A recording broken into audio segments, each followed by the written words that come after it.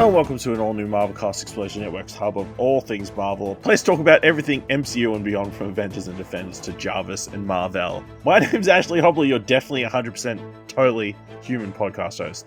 Join me today, also Ciaran Margin. Is this the point in the show where we ask if, like, the screenplay for this show is written by AI and not just the intro sequence?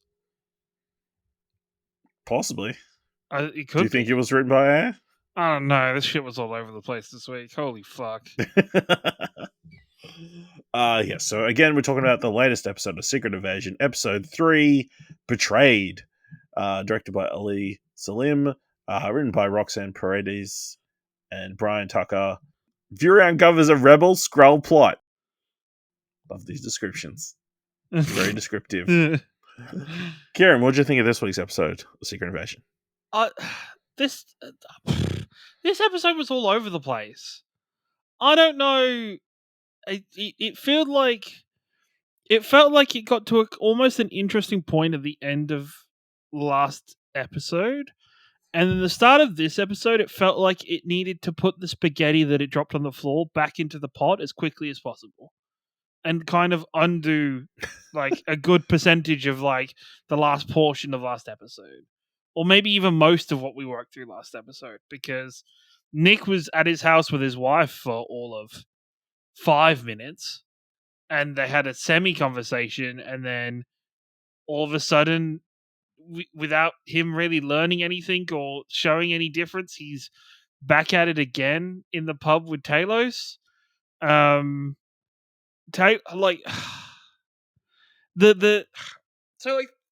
guess the two major plots in this one. Well, you've got the interest. The only interesting point is Nick Fury.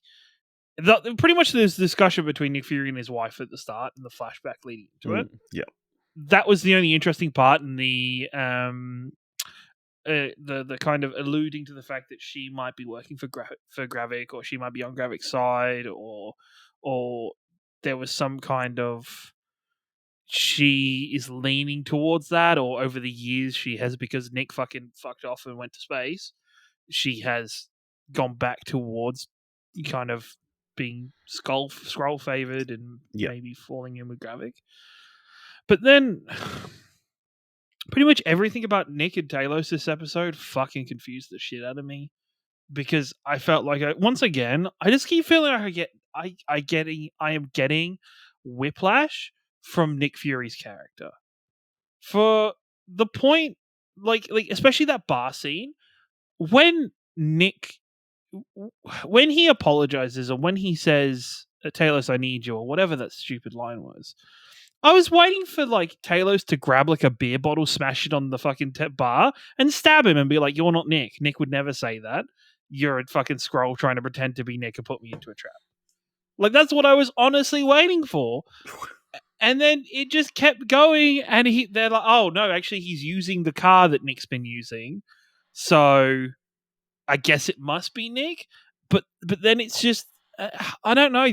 There's something about the interactions between Talos and Nick that I just find so jarring in these episodes, and especially this episode, where I'm kind of very confused. And then it's also at the same time, there's this jarring conversational interaction between those two that is wrapped around the most cookie cutter of betrayal plots that you possibly could have. Like if you said the word betrayal, right, I reckon there'd be a high percentage of people could predict the base storyline of this was that, and who had already watched it, was that the daughter was going to get set up to drop some information to Talos, so Gravik can prove that she is the fucking mole, and it's going to be a setup the entire time. And guess what? That is exactly what fucking happened. Like it is like that is 100% exactly what fucking happened. The only thing that I even found semi-interesting, like, and this was in like a fucking 2-minute scene at the start of the episode, I started headcanoning and trying to improve the plot in my head.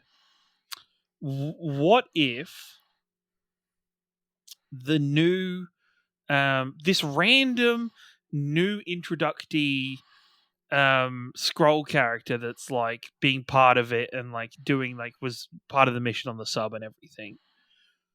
Yeah. What if that is Nick Fury's son? Could be. I don't. And they have like they know, but what if he's like a half Skrull, half human kind of hybrid son? And because if we've never seen the Skrull version of him, we've only seen Last week you didn't want it, Nick on Skrull making out, so now you want them to have spawning children. But this is the thing, right? I'm doing whatever I can to make this interesting. I think it's interesting to and I think I listened to this a couple times to confirm it at the end of the episode that it was Rhodey on the phone. I think I'm like 90% sure it was Rhodey on the phone too. It could be. I'm like I didn't listen. I listened to it like 3 or 4 times, but then I was confused why she was like, I want to talk to Gravik, but it sounded like Don Cheadle's voice. Unless Don Cheadle is a Skrull. Is a Skrull, then that would be yes, exactly. That would explain a lot, right? That would explain a whole bunch if Don Cheadle was a Skrull.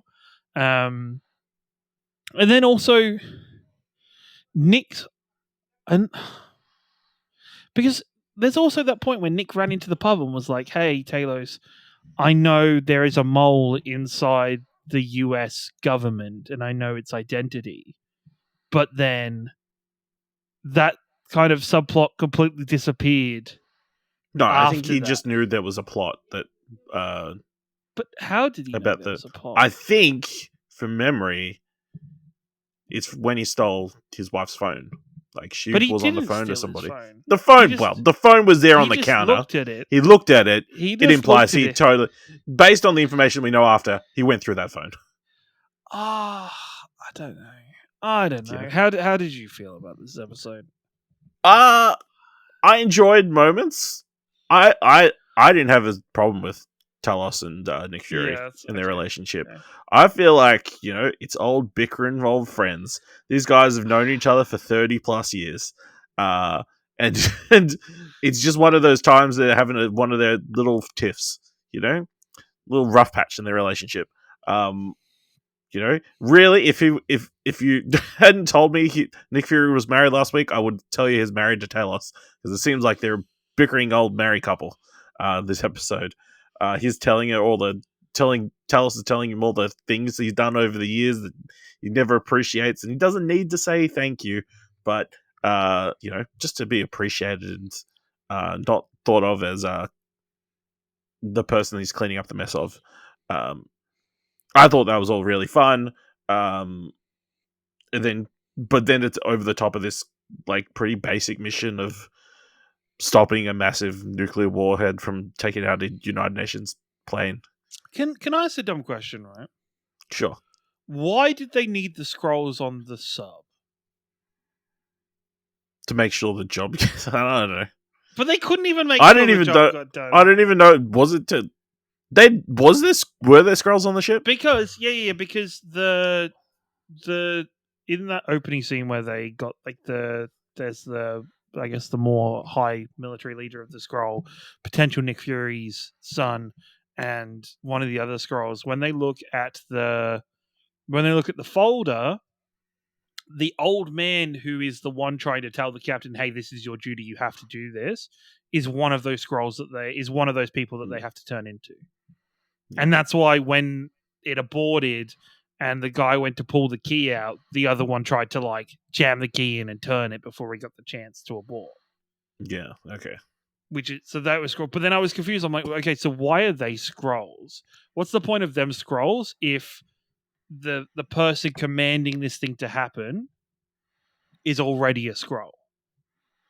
Well, it was to be there in case things went wrong.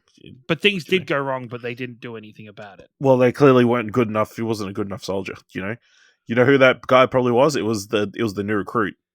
Trying to quickly. I don't know. I feel like for me, just story plot. It just makes no sense. I mean, it's Skrulls on that submarine. It made sense in the to have Skrulls there. Did it though? Skrulls. Because Skrulls can be anywhere, Ciaran. Yeah, but anywhere. the Skrulls don't have to be there if the person controlling the ship is like a Skrull already. No, but he's had all that time talking him into doing it. You know? No, but like he didn't need to talk him into doing it because he should have just done it, right? I But guess, he was having second thoughts. You know? Yeah, but like, Yeah, just safe double just a safety guard, so which what also was- didn't work. So yeah. what was your drawbacks for this episode? Because you liked moments. Was it just the cookie cutter? I mean, it was the cookie cutter thing, and then the ending. It's like, okay, where do we go from here? Seems a bit weird that we've ended 2 episodes with deaths of reasonably big actors in this franchise. It's also like tropes of this trope of people storing a gun inside of a safety deposit box in what looks to be a very fancy bank is real fucking stupid to me. Like, unless there is something else in that safety deposit box, but there was nothing else she showed. She just pulled out a fucking gun. Unless there's something super special about that gun, it's a kryptonite fucking launcher or some shit. I was like, it's got Nick Fury's fingerprints on it, or something like that. Maybe, yeah. I don't know. We'll just quickly run through the episode. We open, of course, with, like you said, we've got the Skrulls joining the Navy. You know, classic. But Gravik is explaining to the Skrull council members that they're building super Skrulls. Skrulls are going to have more powers than just shapeshifting.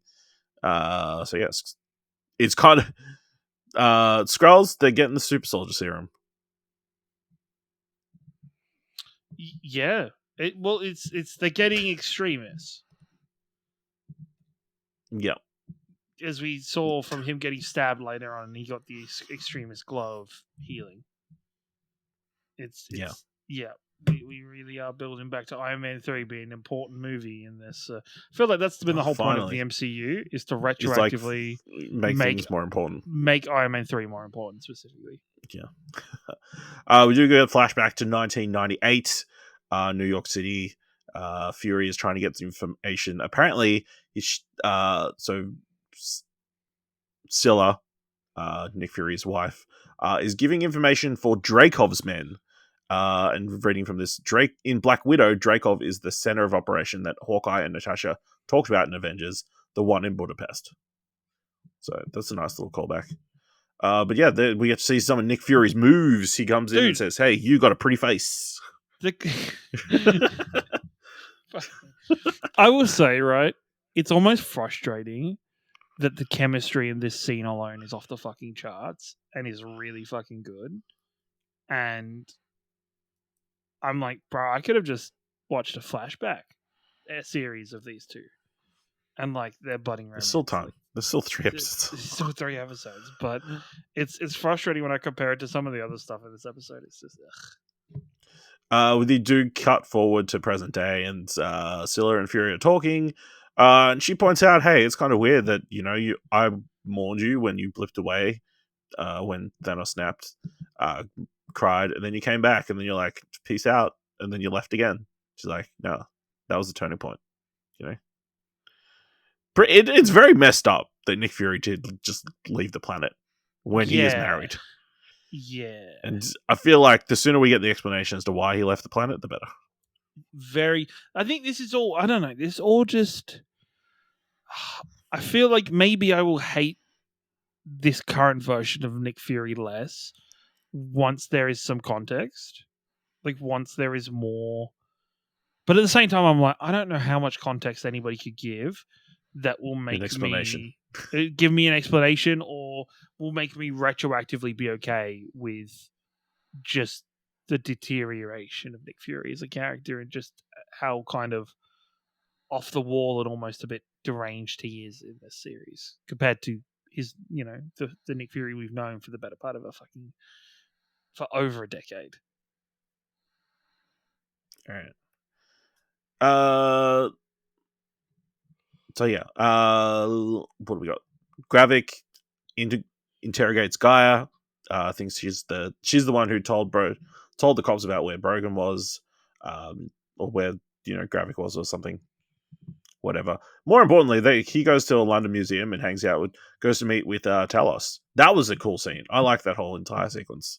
It actually made Gravik like a threatening person. Also showed his opposition to Talos, and he just came off really cool, a charismatic leaderish. I liked him in the sit-down scene in the cafe. I wish they hadn't blown their load by showing everybody turn into a Skrull in a trailer, because I think that scene would have been even cooler if they hadn't.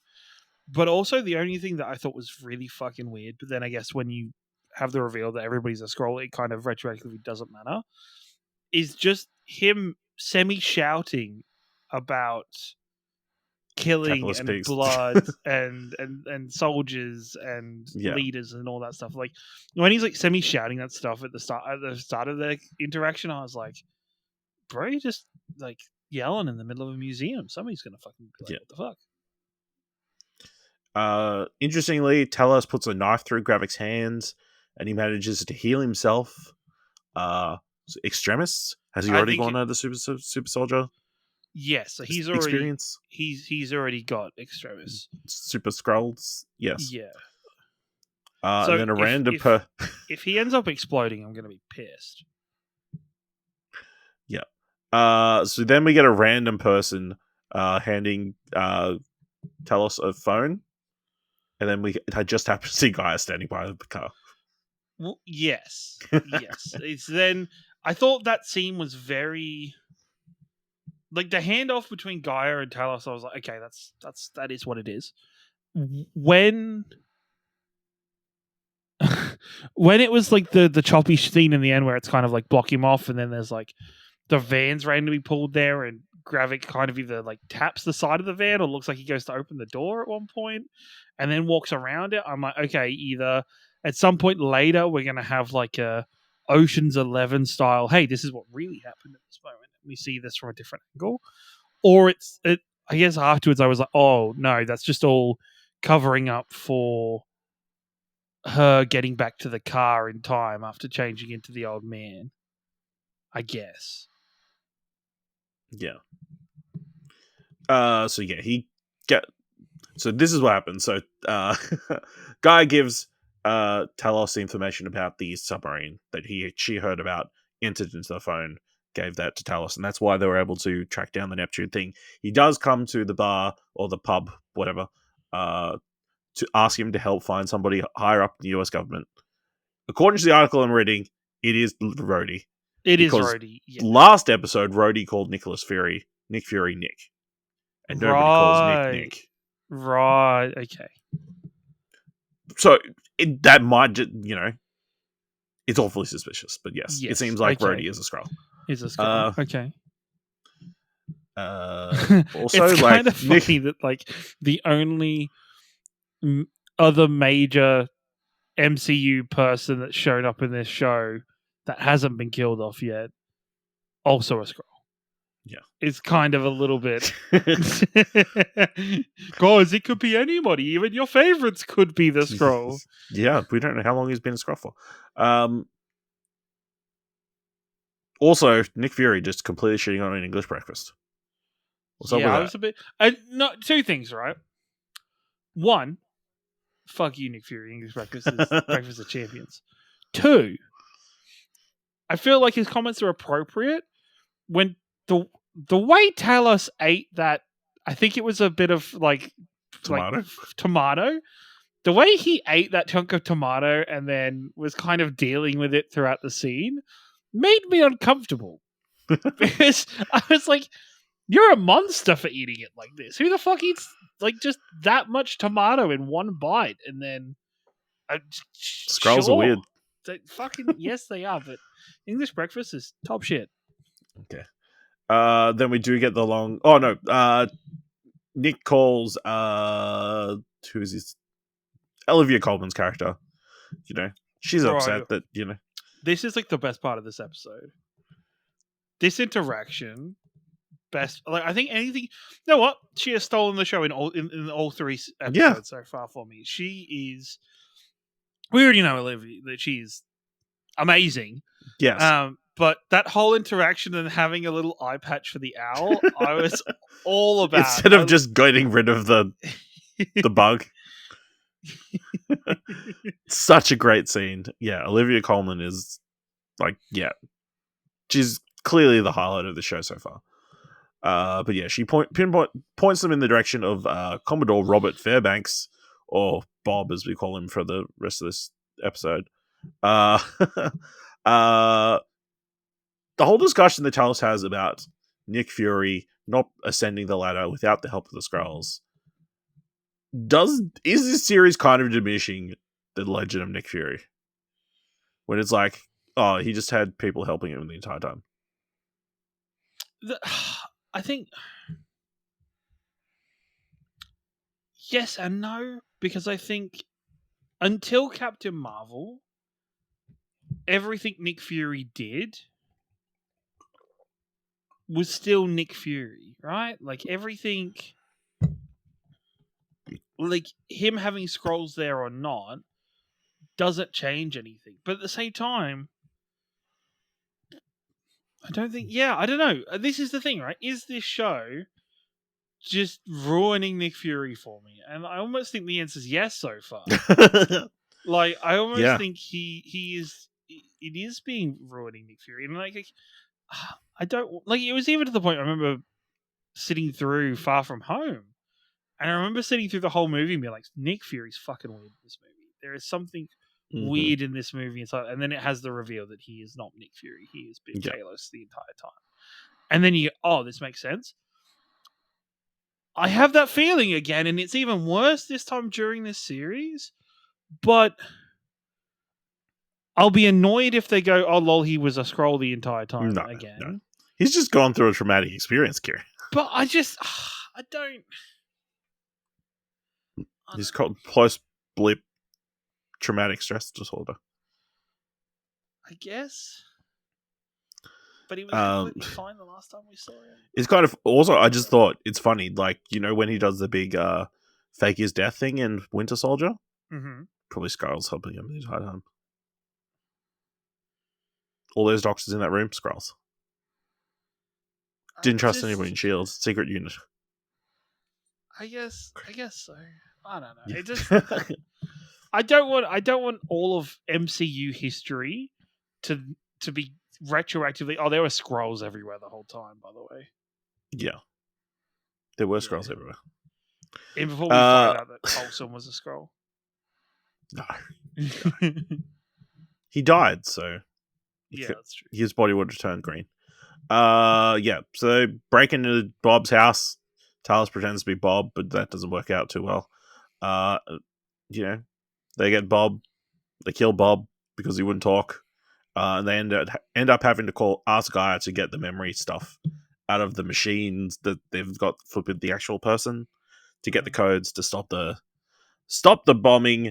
Guy tries to escape, but is stopped by Gravik, and then is shot. Is this the end? Do we think Gaia's actually dead? She has already taken the extremist formula. That's a good... I hadn't thought of that. No, she's already done the... She last episode, she was standing too close to it. I don't think she's standing too close. I think she has, done it to herself or something. Done it to herself at some point. Like, maybe she's figured out how to do it to herself while nobody's been around or something. Yeah. And she's done it to herself. Is my call. But the only other thing is, we know that when Talos killed the other Skrull with the instant shot, with it was almost like it shot the other Skrull in the heart, was on the opposite side of the body. So Talos shot to the left side of the body and it died, where Gaia got shot was on the right side of her body. So it could be non-fatal. Or the other way around. But it could be non-fatal. Like, that's the thing. It's either non-fatal or... we don't know Skrull biology. Anatomy. Yeah. But you would think that Gravik would know Skrull biology. Or he's just a bit of an egotist, which then it kind of undermines him as the villain a little bit if he just... Well, she's in the middle of nowhere. Clearly he's never watched Zombieland, so he doesn't know about double tapping people. But, Yeah, no, I'm pretty confident in my shout that she is somehow god extremist or has been super scrolled. All right, and then we do end the episode with Scylla, Skrilla, getting Skrilla, the mum of Skrillex. Scylla retrieving contents of the safety deposit box. Inside is a gun. Her phone rings. It is Rhodey's voice, and is heard telling her where to meet. She wants to speak to Gravik, but he won't let her. So yeah, maybe they're or maybe right, there's let's play some fucking 4D chess, right? Okay. At some point, Rhodey has been taken over by a Skrull, but the real Rhodey has somehow escaped and taken back over from the other Skrull, so now it's the real one. Man, that would be some hardcore shit, and I don't know. I feel like somebody would have noticed that his pod or whatever is missing. But whatever. Also, I will say, right, if this does turn out to be Rhodey has turned into a Skrull, it'll I will think that it will start me to think that Rhodey is the shittest Avenger. like he's just. Yeah. My question will then be when did he get captured? Yeah, when did he get captured? And then it just eternally. Clearly has to be after Civil War, right? Well, he's doing rehab. He can't move around real quick. Easily swapped out. But then people will be really angry because then that changes that moment in Infinity War when yeah, right. He's up, he's up against Iron Man. So yeah, kind of hoping it's more recent. Yeah, I don't know. It'll just cement it further is Rhodey's shit. He's nothing without Tony. Well, he's just a man. He's just a sidekick. He is a sidekick if this happens. Yeah. If he's been a Skrull, I'll be in the anti Rhodey club. Yeah. Any other final thoughts on this episode of Secret Invasion? I don't know. Look, I hope this is like a monster truck scene, right? Where the monster truck has jumped off a jump. And these 3 episodes are of the monster truck going horribly wrong. Like, it's doing fucking out of control flips. I hope it, sticks the landing so people can applaud and be like, you know what? Good job. You have saved what could have been a terrible situation. But I don't have much hope for this series. Yeah. I don't know. I feel like they'll have a really good last 2 episodes, and then we're like, oh, what? Who said there were any problems? There's 3 episodes. Or be pleasing. Right? There's 3 episodes left. There's 3 episodes left. So we've got another shit episode to go, and then 2 good ones. Okay. Yep. Yeah. All right. Let us know what you thought of this week's episode of Secret Invasion by going to explosion.com/Twitter for as long as Twitter is still working, and explosion.com/Discord if it's not working, or if you prefer Discord. If you want to help us out here at All New Marvelcast, leave us a review on our podcast or on Podchaser. Tell people about the show. Leave us 5 stars, and you can leave 5 stars. And if you've enjoyed this episode, thought it was worth $1, head on over to our page at explosion.com/support. Make sure you watch next week's episode of Secret Invasion and join us next time for another All New Marvelcast.